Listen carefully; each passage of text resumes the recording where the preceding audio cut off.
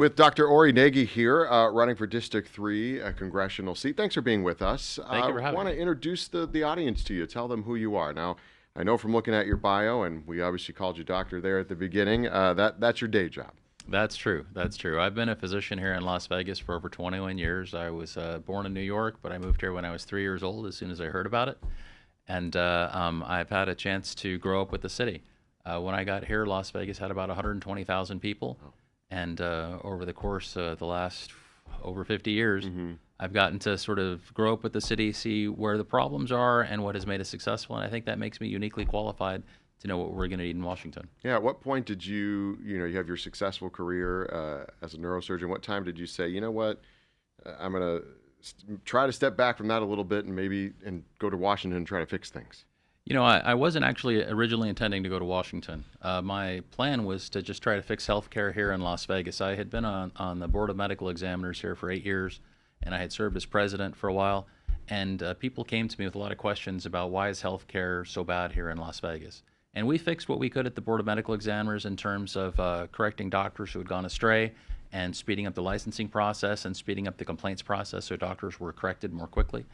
But after that, when people kept asking questions, I had to start to figure out how to devise solutions to make Nevada more healthier. And the first that we came across was improving the quality of nutrition.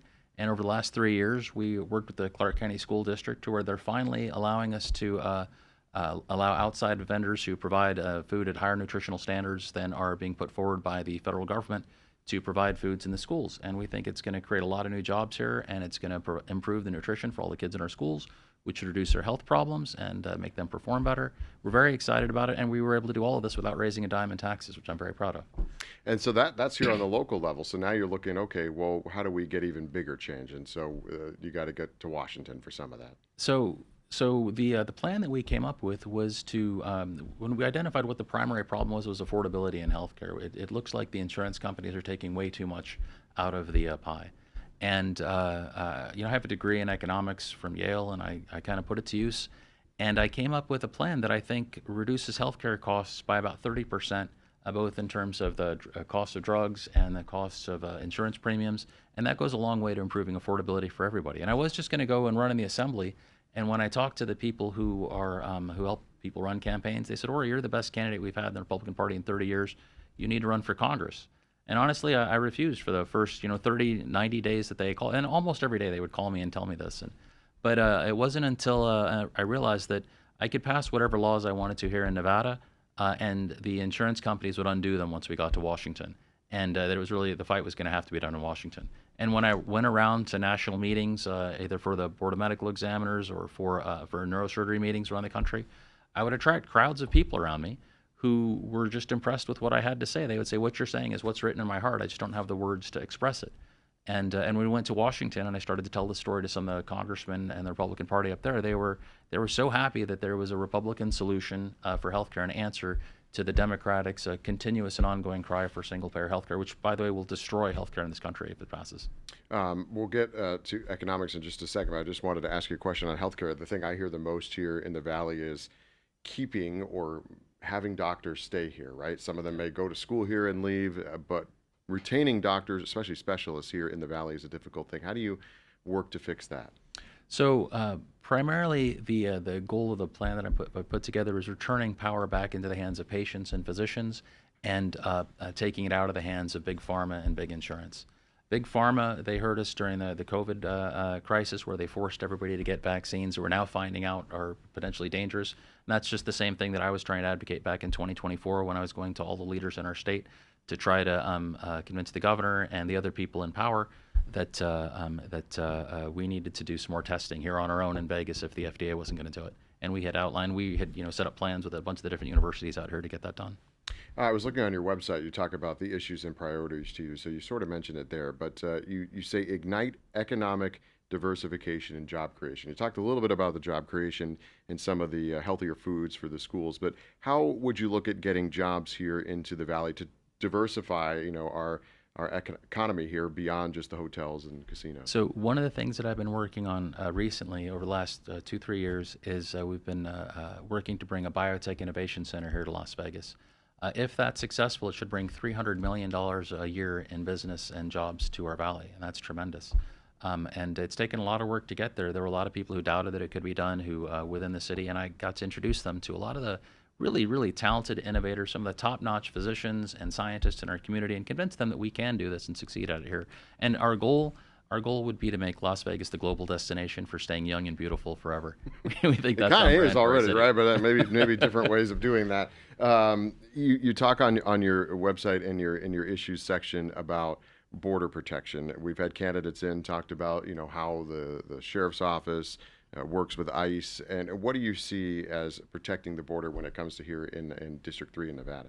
I think the reason that people are so interested in border protection and removing illegal immigrants from the country goes back to affordability. From the Republican point of view, the number of illegal immigrants that have been coming into the country, 10 million a year, that increases the cost of everything. It increases the cost of food, the cost of gas, the cost of housing, and the cost of our healthcare services when they come in through the emergency rooms and we have to deliver care for them. And that's care that regular taxpayers are having to pay for. And the question that you have to ask yourself is, who does it benefit to have these millions of people coming into our country illegally? Maybe some businesses benefit, but the people who benefit from it are the cartels who make between 5 and 25,000 per illegal immigrant who they help smuggle into our country. This human trafficking operation they have is tremendously beneficial to them. If they brought in 10 million and it's 25,000 per, that's 250. Is that 250 billion? Yeah, well, we're not checking the math. So it's but the point is, it's a tremendous amount of money that these people are making, and putting in policies where you are creating safety cities where they're allowed to come in, sanctuary cities where they're allowed to come in, having soft on crime policies when we elect officials who take those positions, protesting against ICE, protesting to defund the police. All of these actions, who would all these actions benefit? And when you look back at the source, wouldn't all of those things benefit the cartels? I mean, if you were a cartel boss, wouldn't you want to donate to people who are find a way to funnel money to politicians who are in favor of all these soft on crime policies? So Republicans' point of view on this is it's common sense to want border security. It's common sense to want to make sure that only American citizens are voting in our elections.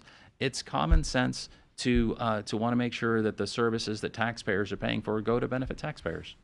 You talk about strengthening the American industry and holding China accountable. The president just got back from China, a trip over there. What does that look like to you, holding China accountable now and with all that's going on? So China is one of the things that China is doing is they are continuing to manufacture fentanyl precursors, the ingredients to make fentanyl. Fentanyl has now killed more Americans than all of the wars since the Revolutionary War, all the wars combined. They have the capacity to stop manufacturing. They choose not to. So they are continuing to take a position where they are interested in the deaths of Americans, or interested in killing Americans.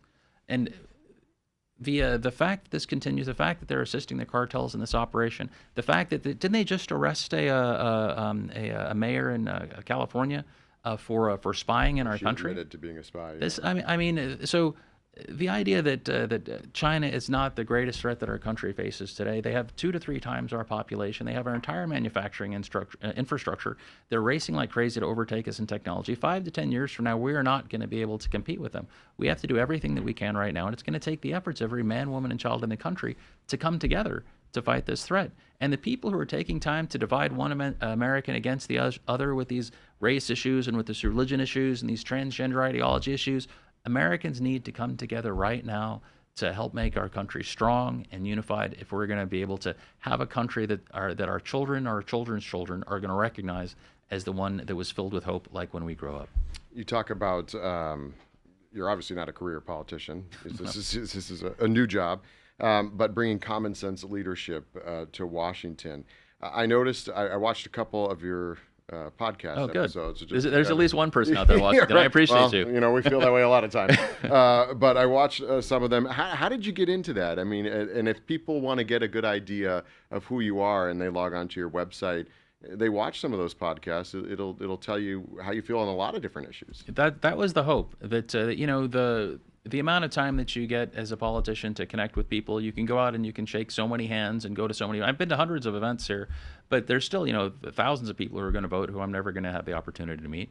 So I thought this gives them a format to get to know me in depth and to really come onto the show if they want to. I hand out cards with my cell phone number on them. It's 702-477-5071 if you want to give me a call. Feel free. And we'll talk about stuff. Our goal is in Washington, once we get there, we want to set up committees here in Las Vegas on all the important issues. There's about 13,000 bills that get proposed over the 2-year cycle of Congress, and there's no way that any person can be an expert on all of them. But if we have teams of experts back here in Las Vegas looking at, we need to shove something into that bill or take something out, all of a sudden we have a resource that 49 other states didn't take the time to create, and we can get more out of Washington than all the other states in the country. It would be, for the Republican Party to flip this seat would be a big win for them, especially with in other states redistricting going on. You talk about, I don't know if it was in one of your podcasts or just on your website, how you were born a Democrat. Yeah, that's true. And then sort of flipped to being a Republican. What was it that sort of changed your mind? So there were two things. One, during the COVID crisis, there were generic drugs available that were capable of saving lives. All the doctors in the country knew that ivermectin is the standard of care for many parasitic diseases. And when a steady message kept coming out from the government that this was a drug that was unsafe for humans and was only meant for animals, there was something clearly wrong. There were 400 doctors in Dallas signed a petition saying this and Plaquenil should be able to be used for patients, and they were discredited and smeared, and people went after their licenses. Here in Las Vegas, many physicians told me that they were afraid that someone was going to take their license away, and I told them as long as I'm on the board of medical exams, that'll never happen. And there were people who tried actually on the board, and we shut that down and were able to protect people. But so during that period of time, we found a generic drug also that was saving lives, and the hospitals pulled it off the shelves. And when we tried to go to the local politicians here to ask for their help to get this out there to as many people as who might benefit from it, they shut us down. And I donated to go to the events because they won't talk to you or pick up the phone. They're too busy doing other things, I guess. They don't give out their cell numbers like I do. Yeah. So I donated. They shut us down, and I got disgusted because 1 million Americans died who didn't have to. And they took away people's lives by denying them those drugs. They took away their liberty when they forced them to wear masks and forced them to get shots if they wanted to continue to be able to work and feed their families. They prevented them from going to churches to worship or visiting with their loved ones when they were sick or going to concerts. They took away their pursuit of happiness. So the American government was turned into a tyranny, according to the Declaration of Independence. Like a government that's a tyranny takes away life, liberty, and the pursuit of happiness. And these people who are in power today were able to turn our government against the people of our country, and they need to be removed from power. And that made you say, hey, listen, I don't necessarily agree with the ways of the Democratic Party, or I think when you were talking about it, you kind of said you're in the middle, that both sides have sort of abandoned you to a certain extent. That was when I left the the Democratic Party. I became an independent at that point, but I was leaning right at that point. And then when I was president of the Board of Medical Examiners, people started to ask me about vaccines. They said, oh, my uncle took the vaccine and he died 2 weeks later, or so-and-so had some terrible autoimmune reaction. And I would listen, but I didn't have any evidence that would force me to take action until somebody sent me, there was a gentleman, a biochemist from South Carolina, who was smart enough to testify in front of the legislature there so that his information couldn't be taken off the internet because it was part of the state's record. And he testified that he'd done a PCR expansion on the vaccines and found DNA inside. And there's not supposed to be any DNA in these mRNA vaccines. The DNA then could be shoved into your own cells, and there was a chance that it would jump into your own genome. And if it did, and it coded for a protein, then it can cause autoimmune reactions or potentially stop the functioning of a tumor suppressor gene and cause cancer. And I took 2 months trying to find some error in his reasoning or his presentation. I couldn't find one. So I wrote to the FDA and I said, listen, please provide us information, a very polite letter, please provide us information that I can use to assuage the fears that people in my community have about these vaccines. And they sent me a condescending letter, but it was filled with errors. There were 40 errors in the document they sent. So I, provide citing and references, and I sent it back. And the information they sent showed that the vaccine was more dangerous than COVID. 1 in 7,000 people who got the vaccine had a myocardial event, which is higher than the incidence of problems from. And so I wrote, how can you guys continue to promote this if this is your own data that you're sending to me, and how can you account for these 40 errors that we found in it, and how is it that we should reproduce some of the work done by Philip Buchholz, who's the South Carolina biochemist, over here in Las Vegas to verify whether or not his findings are real. And so we set about trying to get that done. But again, once I had this information, wrote to the FDA, I waited 2 months for them to provide any response. And there was no response. And So we thought, well, then at this point, we're going to have to, I started writing to the governor, we need to ban the use of this vaccine until we can duplicate these studies to verify that, that they've done due diligence on this. And I started, at that time, I was donating to Democrats because those were all the people in power in our state at the, state, local, and federal level.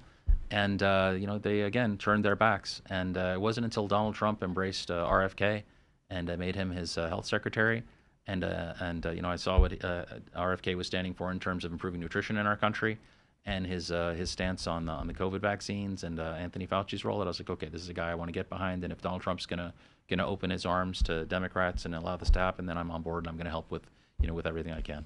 Okay. Because that's an important mission. Anything else? Are we in our little 15-minute window here? We've got a minute or so left. Anything else you want to talk about that we haven't talked about? You talked about how to expand the economy over here. One of the things that the president is pushing for is a global energy dominance, and that means Nevada is well poised to do that. We make 70% of our own energy between geothermal and solar.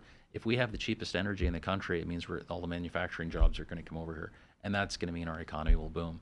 So when I get to Congress, I'm going to want to push for the resources that we're going to need to expand our geothermal and to expand our solar so we can have the cheapest electricity in the country. And that, too, will go a long way to improving affordability. And then housing, if we have another 30 seconds. Yeah, we do. The housing plan that I put forward is, housing was a huge issue for lots of people. And for 3 years, I've been talking to realtors and mortgage brokers and a lot of other people about, hey, wouldn't it be great if we got the hedge funds out of single-family home ownership?